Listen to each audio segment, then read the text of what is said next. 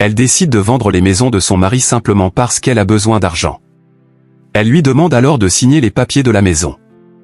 Mais elle ne savait pas que l'influence qu'elle pensait avoir sur lui ne fonctionnait plus.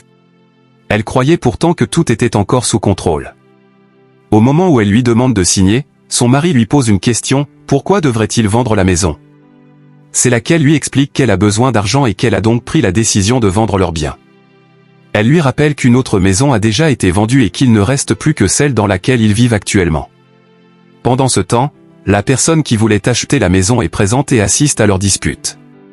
Elle finit par leur demander de dire la vérité, car elle doit partir pour d'autres occupations. La femme insiste alors fortement pour que son mari signe les papiers. Elle pensait toujours qu'il allait accepter sans discuter.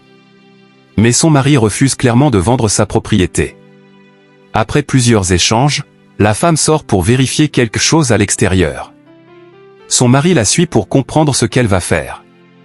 Dehors, elle lui pose des questions, et son mari, surpris, cherche à comprendre pourquoi elle veut absolument vendre la maison sans lui en parler correctement. Face à la situation, l'acheteuse s'énerve et décide finalement de partir. À ce moment-là, la femme décide de dire la vérité à son mari. Dans la vie, rien de solide ne se construit sur le mensonge ou la manipulation. La confiance est la base de toute relation, et une seule décision égoïste peut tout détruire.